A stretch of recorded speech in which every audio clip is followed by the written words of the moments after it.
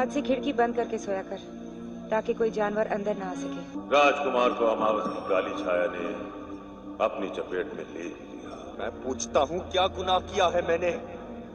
किस पाप का इंतकाम ले रहे हो मुझसे? क्यों अमावस की काली छाया से मेरा भाग्य लिखा तुमने? जवाब दो, क्यों? गांव में किसकी मौत हो गई? बद्री की। बद्री की? अब हमें वनराज पर कोई भी भरोसा नहीं है। हमें ऐसा सरदार चाहिए जो हमारी रक्षा कर सके। मेरे लाख मना करने के बाद भी कल रात वो घर से बाहर निकल गया और काली अमावस के प्रकोप का शिकार हो गया। 21 साल पहले जो मैंने कहा था वो आज भी अटल है, सत्य है। यहाँ से दक्षिण दिशा में 100 कोस की दूरी पर एक गांव है, माधोगढ़। वहाँ एक काली घाटी है। उस काली घाटी में तुम्हें अपने हर प्रश्न का उत्तर मिल जाएगा। यानी कि मेरा सौतेला भाई। तू अलकापुरी नरेश महाराज प्रताप सिंह का बेटा है। तुम्हें मानवों का विनाश करना, क्योंकि तुम दानव सम्राट। संकेत नहीं मिले हैं अब तक। मेरी घोर तपस्या ने उस दानव का वध करने वाले मायावी शस्त्र का ज्ञान करा दिया। मुझे उस शूरवीर निष्पाप कन्या के अस्तित्व का बोध करवा दिया। उस दानव के जीवित होने का प्रमाण दे दिया। फिर जिस दानव का वध करना है, जिसका अंत करना है, उसके रहने का ठिकाना क्यों नहीं पता चल रहा? महाराज प्रताप सिंह और उनके राष्ट्र की रक्षा करूं तो कैसे? समस्त राज परिवार का विनाश रोकूं तो कैसे? अवश्य कोई है जो इस दानव को सुरक्षा कवच प्रदान कर रहा है।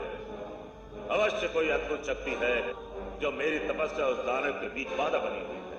कौन है वो? कौन है वो?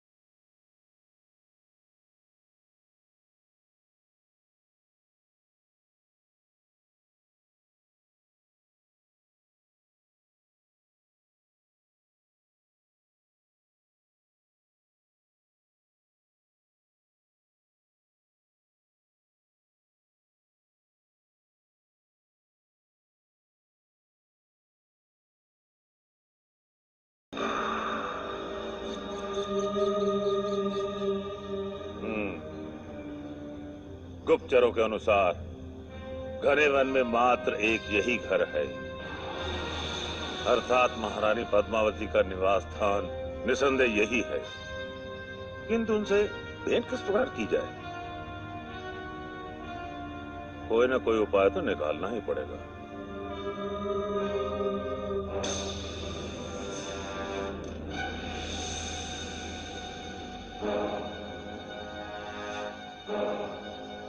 अलग निरंजन, भगवान तुम्हारे कष्ट, तुम्हारे संकटों को दूर करेगा। साधु महाराज को भिक्षा दो पुत्री। साधु तुम्हारी भिक्षा का अभिलाषी है।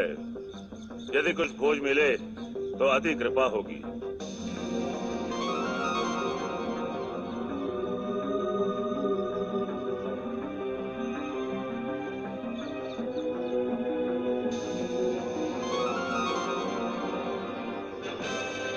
महाराज, ये लीजिए।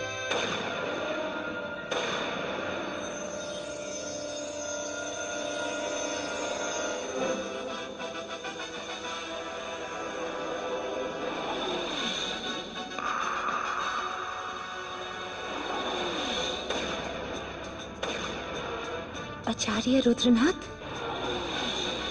आप? ये मेरा सौभाग्य महारानी पद्मावती कि 21 वर्ष बाद भी आपने मुझे पहचान लिया। आपको मैं भूल भी कैसे सकती हूँ महाराज? आप ही के कारण तो मुझे वनवास हुआ है। नहीं महारानी नहीं, आपके वनवास का कारण मैं नहीं, स्वयं आपका पुत्र है। मत दीजिए दोष मेरे पुत्र को। दोष तो उसके भाग्य का है, उसे मिले अभिशाप का है, और आज मैं केवल उस अभिशाप की पुष्टि करने के लिए आया हूँ। आप स्वयं होते कौन है पुष्टि करने वाले? किस वस्तु की पुष्टि? कैसी पुष्टि? अपनी भविष्यवाणी की पुष्टि। 21 वर्ष पूर्व जो मैंने की थी, आज वो सत्य सिद्ध हो चुकी है। कुछ सिद्ध नहीं हुआ है, केवल एक झूठी वाणी के अलावा और कुछ भी नहीं था। वो सत्य पर पर्दा डालने की चेष्टा ना करे महारानी। क्या ये सत्य नहीं है कि अमावस की रात अभिशाप की काली छाया ने कुंवर को अपनी चपेट में ले लिया? क्या ये सत्य नहीं है कि कुंवर एक विचित्र प्राणी में परिवर्तित हो गए? आरोप पर आरोप, आरोप पर आरोप लगाए जा रहे हैं आप मेरे बेटे पर। मैं पूछती हूँ, क्या शत्रुता है आपको मेरे बेटे से? मेरा सारा संसार तो आपने उजाड़ ही दिया, अब चैन से जीने भी नहीं देंगे आप।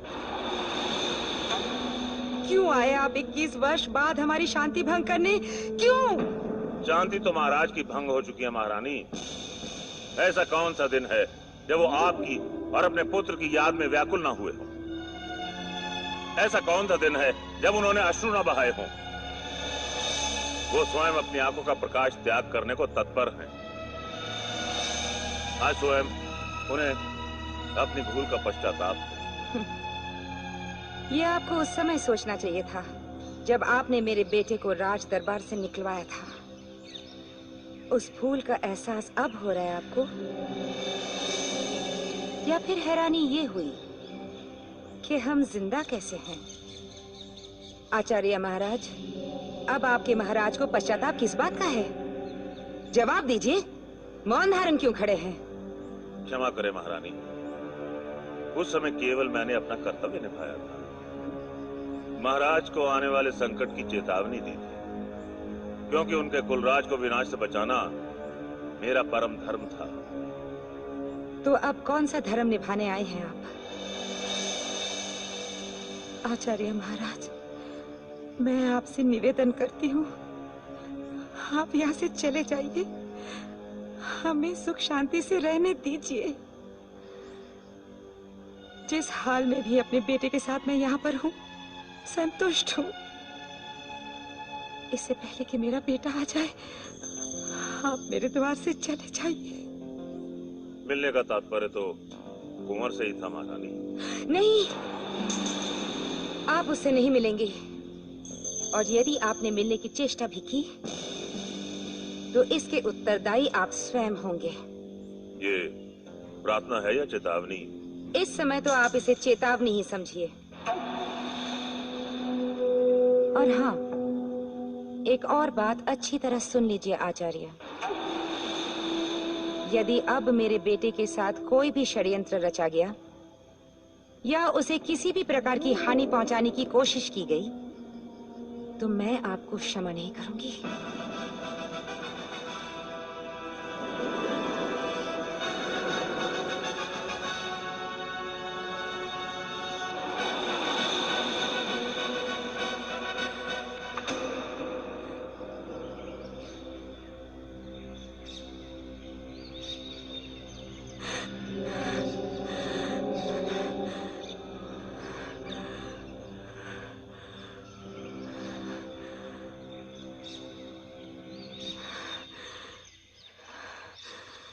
वनराज, कहीं वनराज को कोई हानि न पहुंचाए।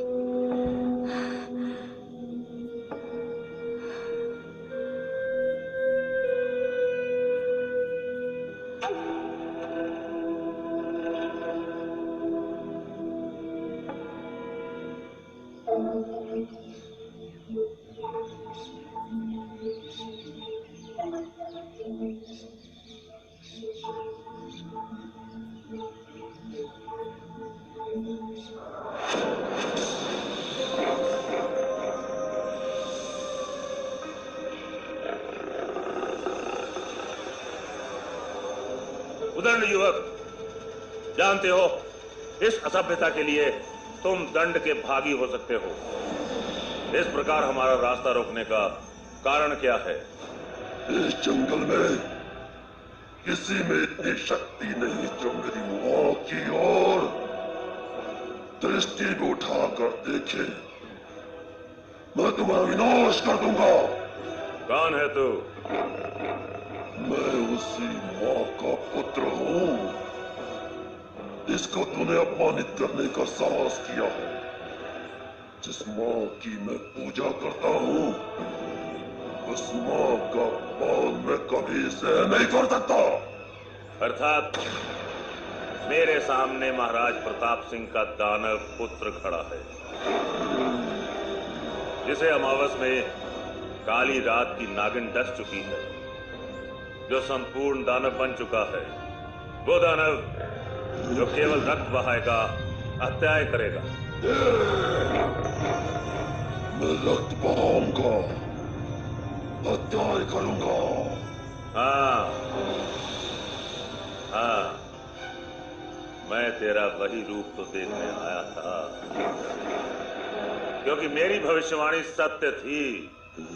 यदि उस समय तेरे पिता ने तुझे राज्य से नहीं निकाल दिया होता, तो आज उनका सर्वनाश हो चुका होता।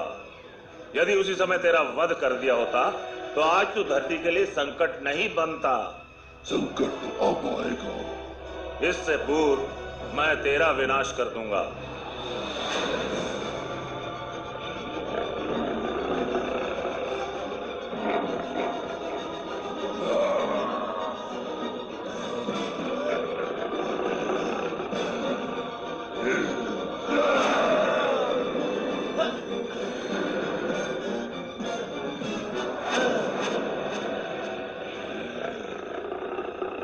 चाहूं तो तेरा अंत भी कर सकता हूँ, मगर नहीं, चाह तुझे जीवन दान देता हूँ।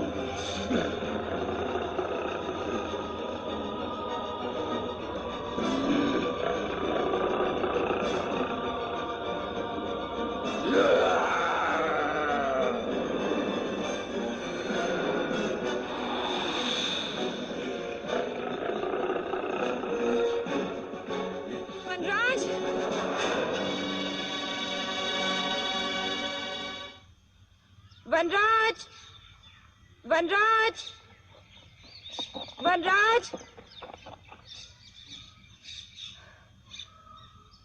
वनराज।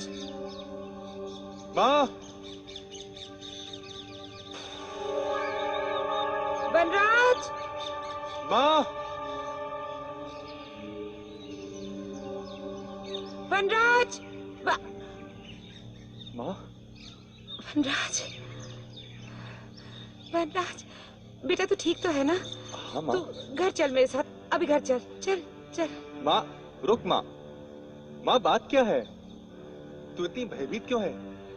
बेटा मैं तुझे सब बताऊंगी, तू पहले घर तो चल। देख तेरा इस जंगल में एक क्षण के लिए भी रहना शुभ नहीं है बेटा। माँ ऐसा क्या हो गया जो तू मेरा जंगल में रहना अशुभ मान रही है? मैं यही तो खेल कूद कर बड़ा हुआ हूँ। ये जंगल मेरा दूसरा घर है। मैं तेरी सब बातें मानती हूँ बेटा, लेकिन अब मैं तुझे एक पल के लिए भी अकेला नहीं छोड़ सकती। तो फिर मैं भी घर नहीं जाऊंगा। जब तक तू मुझे सच्चाई से अवगत नहीं कराती, मैं घर नहीं जाऊंगा। क्या तू अपनी माँ की आज्ञा नहीं मानेगा? माँ तेरी एक आज्ञा पर अपना शीश काटकर तेरे चरणों में रख दूं। लेकिन माँ आज तुझे बताना ही होगा, मुझे इन जंगलों में किसका भय है? तू इतनी चिंता में क्यों है? तेरे मुख पे ये भय की रेखाएं क्यों दिखाई दे रही हैं? मैं तुझे सब बताऊंगी बेटा, लेकिन यहाँ नहीं, तू घर चल बस। नहीं माँ, मैंने कह दिया ना, सच्चाई जाने बगैर मैं एक कदम भी नहीं बढ़ूंगा। देख बेटा, रात का घना अंधेरा छा जाने से पहले हमें घर पहुंच जाना चाहिए। देख देख भूखे जंगली जानवरों की आवाजें भी आ रही हैं। घर चल बेटा, घर चल। तुझे मेरी सौगंध है। माँ। हाँ, तुझे अपनी माँ की सौगंध है। माँ।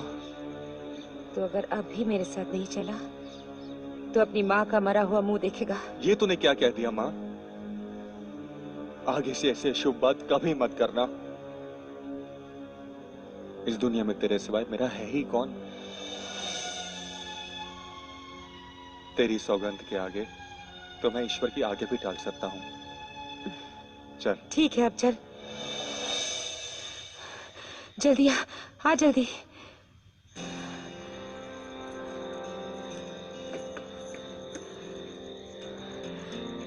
चल।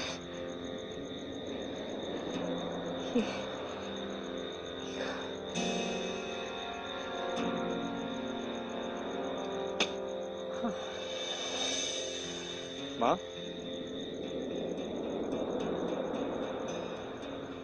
तू इतनी बेचैन क्यों हो रही है? क्या बात है? कुछ नहीं बेटा, तूने सुबह से कुछ खाना नहीं खाया ना? मैं तेरे लिए भोजन लेकर आती हूँ। नहीं माँ, सच्चाई जाने बगैर मैं अन्न का एक दाना भी नहीं खाऊंगा। जिद मत कर बेटा, अब तू बच्चा नहीं रहा, जवान हो गया है। तू कुछ भी कहे माँ, मगर तेरे मुंह पे छाए इस डर के रहस्य को जाने बिना भोजन तो क्या, पानी की एक बूंद भी नहीं पीऊंगा। हे भगवान, अब मैं तुझे कैसे समझाऊं? अच्छा, मुझे एक वचन दे। वचन? कैसे वचन? यही कि कुछ दिनों के लिए तू घर से बाहर नहीं निकलेगा। लेकिन क्यों? तू किसके डर से मुझे एक बंधक की तरह कैद कर देना चाहती है? मैं तो जीवन भर तुझे एक आजाद पंछी की तरह उड़ता हुआ देखना चाहती हूँ बेटा, लेकिन डरती हूँ कहीं वो लोग तुझे मुझसे अलग न कर दे। कौन लोग? तू किसकी बात कर रही है? है कुछ अपने जो अपनों का ही लहू बहाना चाहते हैं। तू पहले मत बुझा और शीघ्र पता कौन है वो लोग। मैं तेरे चरणों की सौगंध खाकर कहता हूँ, तुझे डराने धमकाने वाले के शरीर से रक्त की एक एक बूंद निकालकर उस घने जंगल में बहा दूंगा जहां तू मुझे जाने से रोकना चाहती है। बता मुझे माँ, कौन है वो लोग? वनराज, बेटा तू पीछे वाले कमरे में जाकर छुप जा बेटा, जा। क्षमा कर माँ, आज तेरा पुत्र तेरी आज्ञा नहीं मानेगा। क्या तू मेरी आज्ञा नहीं मानेगा? हाँ माँ, हाँ, तेरा पुत्र इतना कायर नहीं है जो तेरी और स्वयं की रक्षा ना कर सके। मैं देखता हूं धरती पर ऐसा कौन बलवान पैदा हुआ है जो तुझे डराने की हिम्मत कर सके।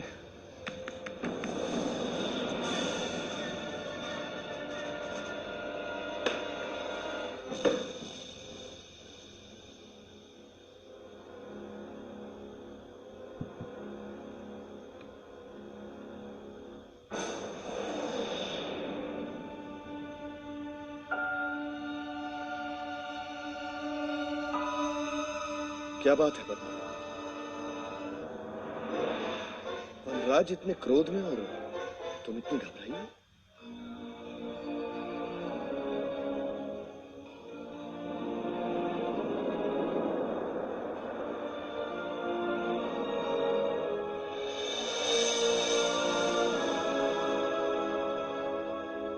पद्मा, तुम्हारी आंखों में आंसू?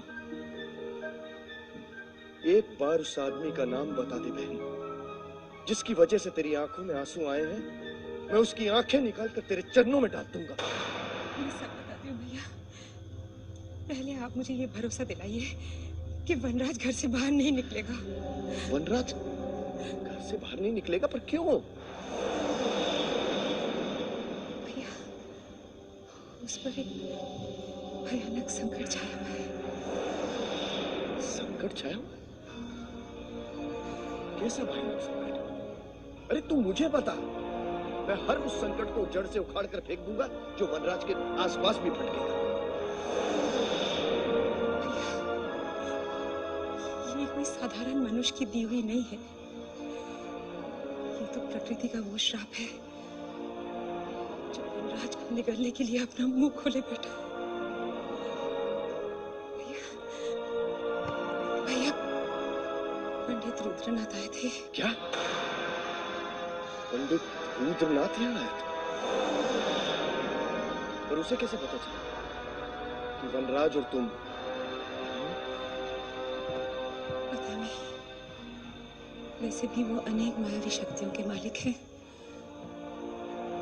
अपनी शक्तियों से पता लगा लिया होगा। मैं उसका विनाश कर दूंगा। अगर उसने वनराज को कष्ट देने की चेष्टा की तो मैं उसकी हत्या कर दूंगा। माँ, आप लोग क्या नाटक किए जा रहे हैं? मुझे कुछ समझ में नहीं। मुझ पर कौन सा संकट आया है? और ये पंडित रुद्रनाथ है कौन? राज, रुद्रनाथ को समझने के लिए समय का अभाव है। समय आने पर मैं तुम्हें सब कुछ बता दूंगा, लेकिन अभी तुम सिर्फ इतना जानो कि तुम पर भारी संकट आया है, जिसे मिटाना मेरा परम कर्तव्य और धर्म है। तुम्हें एक आदेश है, जब तक समय अनुकूल न हो और जब तक हम आज्ञा न दें, तुम इस घर से एक कदम भी अपना बाहर नहीं निकालना। अब अगर लड़ाई होगी तो रुद्रनाथ और हमारे बीच होगी। राजन! राजन! राजन! राजन! राजन! राजन! राजन! सावधान हो जाइए। अपने चारों तरफ सुरक्षा चक्र खींच लीजिए। अब आपका दानव पुत्र आपके विनाश के लिए तत्पर है। उसकी आंखों में प्रतिशोध की ज्वाला भड़क रही है, जिसमें समस्त राज्य परिवार और राष्ट्र जलकर राख हो जाएगा। मैं स्वयं आपके पुत्र का प्रकोप देखकर आ रहा हूं महाराज। बस बस आचार्य रुद्रनाथ, बस। हम अपने पुत्र के खिलाफ एक शब्द नहीं सुनेंगे। यदि आप जानते हैं वो कहां है तो हमें बताइए, किस राज्य में है।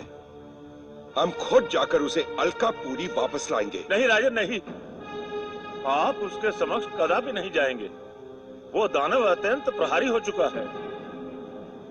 मैं स्वयं उसका विराट रूप देखकर आ रहा हूं। यदि आप उसके सामने आ गए तो कुछ भी अनर्थ हो सकता है राजन। हमें आपकी बात पर बिल्कुल विश्वास नहीं है। अनर्थ होगा तो हमारे साथ। आप हमें बताइए वो कहां है। नहीं राजन, नहीं। ये पाप मुझसे कदापि नहीं होगा। आपको बताना ही होगा, ये हमारा आदेश है। नहीं, नहीं राजन, नहीं। मैं स्वयं अपने राजन को मृत्यु कुंड में नहीं डाल सकता। हम आपको विश्वास दिलाते हैं, आप पर कोई दोष नहीं लगाया जाएगा। बिना किसी संकोच के हमें बताएं कि आप क्या जानते हैं। और रानी पद्मावती कहां है? किस हाल में है? किस अवस्था में है वो? अब आपको क्या बताऊं राजन, बताने से कोई लाभ नहीं है। अब महारानी पद्मावती के विचार आपके लिए अच्छे नहीं हैं। झूठ बोल रहे हैं आप हमारे रिश्ते के बीच दरार डालने की कोशिश कर रहे हैं। हम आज अभी इसी वक्त उन्हें लेने जाएंगे और आचार्य रुद्रनाथ, आप हमारे साथ चलेंगे। नहीं राजन, नहीं। ये संभव नहीं है। आप वहां जाने का नहीं, अपने विनाश का निर्णय ले रहे हैं, अपनी मृत्यु का निर्णय ले रहे हैं। मैं अपने प्राण दे दूंगा, किंतु उस दानव का पता आपको नहीं बताऊंगा। कदापि नहीं, कदापि नहीं, नहीं बताऊंगा। कदापि नहीं बताऊंगा, कदापि नहीं। आचार्य महाराज, क्या हुआ? आप इतने क्रोधित क्यों हैं? समस्या क्या है? समस्या है तुम्हारे पिता का पागलपन और उसका स्नेह। किंतु हुआ क्या है? समझाने गया था कि अपने दानव पुत्र से सतर्क हो जाओ। विनाश की काली आंधी उनकी तरफ बढ़ रही है। ये आप क्या कह रहे हैं? मैं जो कुछ कह रहा हूँ सत्य कह रहा हूँ। तुम्हारे सौतेले भाई से मिलकर आ रहा हूँ मैं। वो आपको कहाँ मिल गया? सुंदरवन के घने जंगलों में। वो संपूर्ण दानव है। इसका मतलब कि वो हम सबके लिए संकट बन सकता है। इससे बचने का उपाय क्या है? केवल उसका वध ही इसका उपाय है। वध के अतिरिक्त अन्य कोई रास्ता नहीं है। समस्या तो यही है कि उसका वध होगा तो होगा कैसे? केवल तप से। मेरा अपार तप ही उसे मृत्यु ग्रह तक पहुंचा सकता है। अब मैं उसके लिए वो तप करूंगा जिसमें मेरी मृत्यु भी हो सकती है। उसने केवल मेरी शक्ति को ही नहीं ललकारा, बल्कि मेरी दुर्दशा भी मनाई। एक भिक्षु की तरह उसने मेरे प्राण मुझे लौटाए, वो भी केवल इसलिए कि मैं महाराज को चेतावनी दे सकूं, किंतु महाराज मेरी बात सुनने को तैयार नहीं है। इसका मतलब ये हुआ कि वो सौतेला हमसे युद्ध करना चाहता है और महाराज है कि उसे महल में बुलाना चाहते हैं। मूर्ख हो गया तेरा पिता। वो अपने मोह में ये भी भूल गया कि वो अपने पुत्र को नहीं, अपने विनाश को आमंत्रित कर रहा है। आचार्य महाराज, इससे पहले कि पिताश्री उन दोनों के पास पहुंचे, हमें छोटी माँ और उसके पुत्र को मृत्युदंड देना चाहिए। किंतु समस्या ये है कि जिसके सामने आपकी शक्ति समाप्त हो गई, उसे हम मृत्यु कैसे देंगे? उसे मैं मृत्यु दूंगा, मैं। भानु प्रताप, क्या तुम मेरे लिए तुरंत एक कन्या का प्रबंध कर सकते हो? कन्या का प्रबंध? मैं कुछ समझा नहीं। कैसी कन्या? वो कन्या जो अपनी मृत्यु के बिल्कुल निकट हो। लेकिन ऐसी कन्या तुरंत कहाँ मिल सकती है? खोजो। अब केवल एक कन्या की आत्मा ही वनराज की मृत्यु का साधन बता सकती है।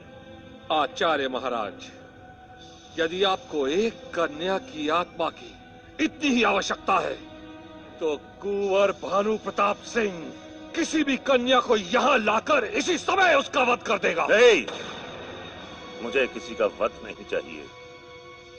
वध करके प्राप्त की हुई आत्मा पर तप करना महापाप है। उस पर तप कभी सफल नहीं होगा। मुझे केवल वो कन्या चाहिए जो अपनी अंतिम सांसों में हो।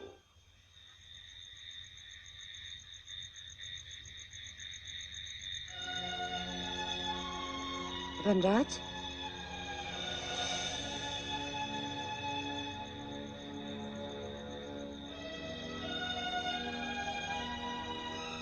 कौन से विचारों में खोया है? कुछ नहीं माँ। बताना, कौन सी चिंता खाई जा रही है तुझे? चिंता नहीं माँ, हमारे साथ षड्यंत्र हुआ है। षड्यंत्र? ये कैसी बातें कर रहे तू? ये विचार तेरे मन में आया कैसे? हाँ माँ, ये षड्यंत्र मेरे पिता ने किया है। तेरे पिता ने? क्या कह रहा है तू वनराज? तेरे पिता तो अभी तक हमारी याद में आंखों से नीर बहा रहे होंगे। तू बहुत भोली है माँ। अगर पिताश्री को हमारी याद आती तो वो हमें ढूंढते हुए यहाँ जरूर आते हैं, परंतु इतने सालों में एक बार भी उन्होंने हमारी कुशलता नहीं पूछी। वनराज, तू नहीं जानता बेटा, तेरे पिताश्री कितने लाचार हैं। हमारे पीछे लाचारी नहीं होती तो हमारा तो कब का मिलन हो गया होता। तू झूठ बोलकर उनका साथ क्यों दे रही है? जिसने रावण का कर्म किया हो उसे राम का स्थान दे रही है। वनराज, अपने पिताश्री पे लांछन लगाने से पहले पूरी सच्चाई तो जान ली होती। सच्चाई जानने के बाद भी अगर तुझे ऐसा लगता है कि तेरे पिता रावण का दूसरा रूप है, तो तू मेरी हर बात ठुकरा देना। सच्चाई ये है बेटा कि हमें देश निकाला तेरे पिताश्री ने नहीं दिया था। राज पंडित रुद्रनाथ के कारण हमें राजमहल छोड़कर इन जंगलों में शरण लेनी पड़ी थी। राज पंडित रुद्रनाथ के कारण हमें राजमहल छोड़ना पड़ा? हाँ, जब तू इस दुनिया में आया तो मेरी दुनिया जैसी खुशियों से भर गई थी।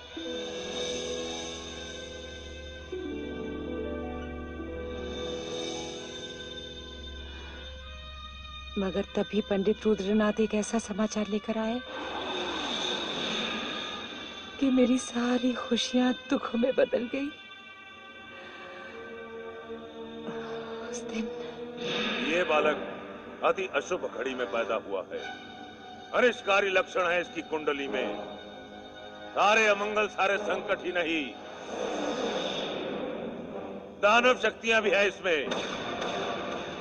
जनजाति और राष्ट्र का विनाशक होगा ये। क्योंकि ये बालक अमावस की काली छाया से प्रभावित है। मैं ये समाचार सुन के कि राजमहल में एक बालक ने जन्म लिया है, यहाँ आने पर विवश हो गया। इस बालक का जन्म उस अशुभ घड़ी में हुआ है जिसमें केवल दुष्ट आत्माएं जन्म लेती हैं। अगर मेरी बात ना मानने की भूल आपने की, इसलिए मैं फिर आपको चेतावनी देता हूँ कि अपने इस पुत्र से जितनी जल्दी हो सके छुटकारा पालो। इससे पूर्व ये बालक राजमहल का विनाश कर दे। इसे राजमहल से बाहर निकाल देना चाहिए। इस संकट से बचने का कोई तो उपाय होगा। हाँ बड़ी रानी, उपाय है। क्या उपाय है आचार्य महाराज? इस बालक का वध, इसकी हत्या।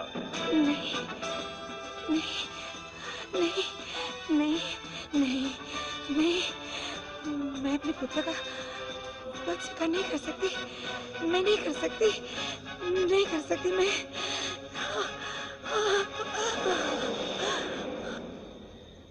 उस दिन पंडित रुद्रनाथ ने बताया कि तू राज और महाराज प्रताप सिंह के लिए अभिशाप बनकर आया है।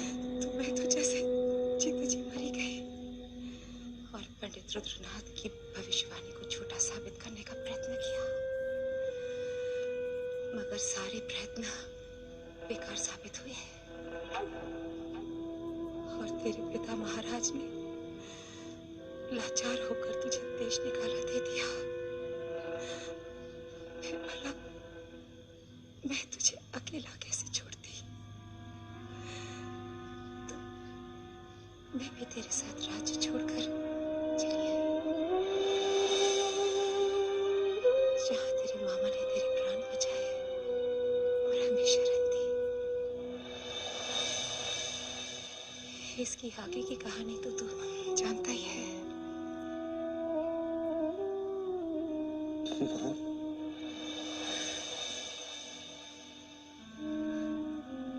तूने राजमहल के सारे सुख छोड़ दिए मेरे लिए, जंगल में कष्ट भरा जीवन गुजारा।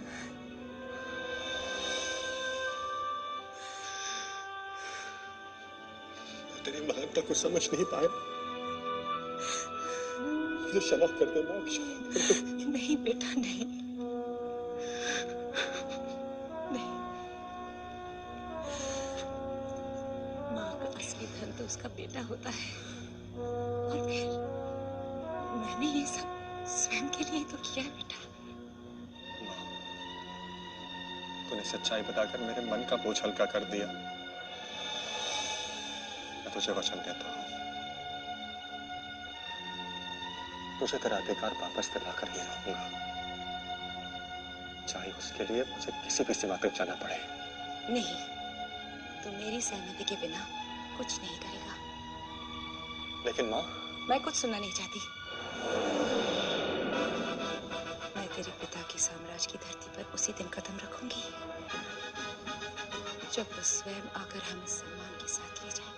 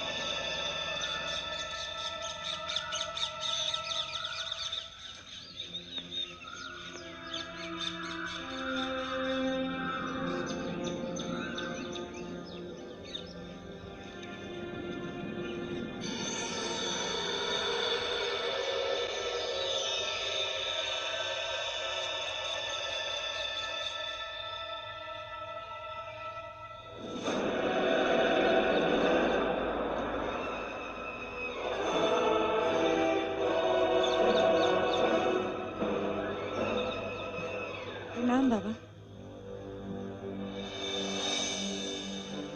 महारानी पद्मावती, आप और यहाँ?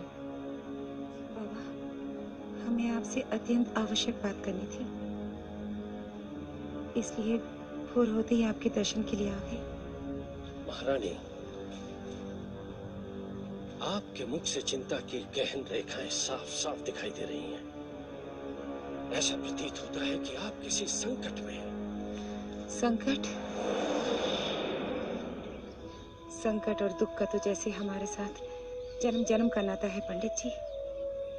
दुख सहने की तो आदत सी हो गई है हमें, लेकिन जब भी हम अपने बेटे को किसी संकट में घिरे पाते हैं तो हमसे रहा नहीं जाता है।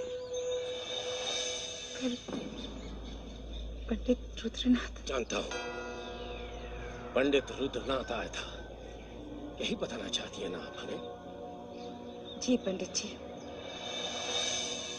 आपसे क्या छुपाना। कल जब हम पंडित रुद्रनाथ से मिले तो हमारा मन इस कदर व्याकुल हुआ कि हम रात भर सो नहीं सके। पंडित रुद्रनाथ काल का एक दूसरा रूप है। वो बरसों पहले भी हमारे पुत्र को समाप्त करवाना चाहते थे, और आज फिर इतने बरसों बाद वो वनराज का विनाश करना चाहता है और अब हवन की तैयारी कर रहा है। सर्वमंगल मांगले शिवे सर्वार्थ साधिके शरण्य त्र्यंबके गौरी नारायणी नमस्ते। ओम स्वाहा ओम स्वाहा ओम स्वाहा ओम स्वाहा।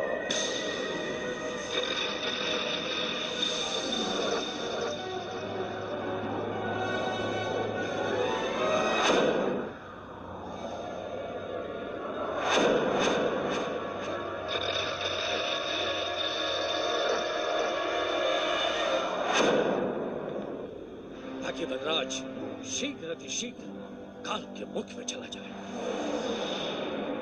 चाहे मेरे प्राण चले जाए, लेकिन मेरे वनराज के प्राणों की रक्षा करने का कोई उपाय बताइए। आप जानते हैं मैं उसके लिए कुछ भी कर सकती हूँ। कोई उपाय बताइए बाबा, कुछ कीजिए। महारानी, उपाय तो है, परंतु परंतु क्या बाबा? आप कुछ बोलते बोलते रुक क्यों गए? देखिए, आप मुझसे कुछ ना छुपाइए। मैं युवराज के लिए अपने प्राणों की आहुति भी दे सकती हूँ। महारानी, मस्तिष्क पर लिखी रेखाओं को भला कौन बदल सकता है? जो लिखा है वो तो होकर ही रहेगा। क्या होकर रहेगा? युवराज के भाग्य में अब और क्या हो सकता है? महलों में जन्म लेने वाला युवराज आज इन भयानक जंगलों में भटक रहा है। क्या यही कुछ कम है? अब और क्या होगा बाबा, और क्या हो? यात्रा। यात्रा?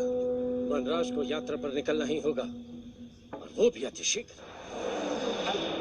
नहीं बाबा, आप कुछ कीजिए, कुछ कीजिए कि वनराज मेरी आंखों से दूर ना जाए।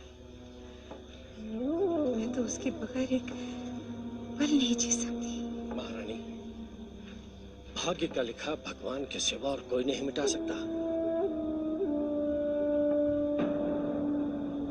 मैं तो आपको बस इतना ही बता सकता हूँ कि यात्रा में आए संकट से रक्षा कैसे की जा सकती है।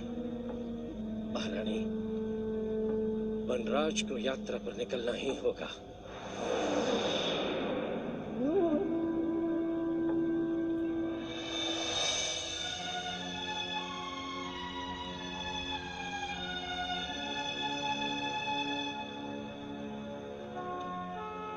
हे ईश्वर, अब मेरे बेटे की रक्षा तेरे हाथों में है।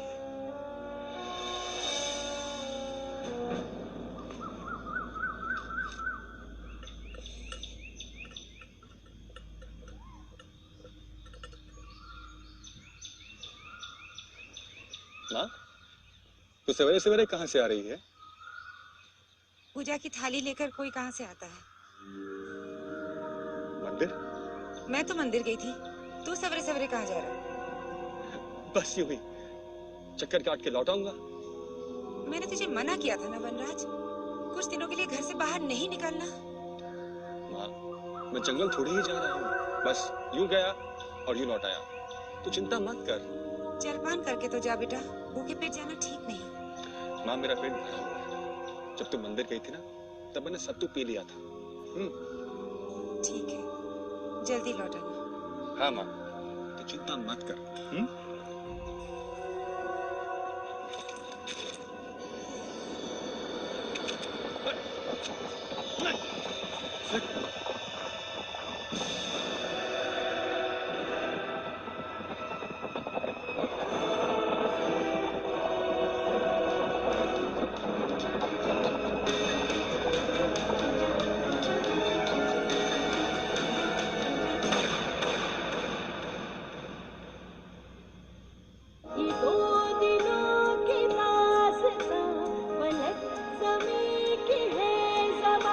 वो तो है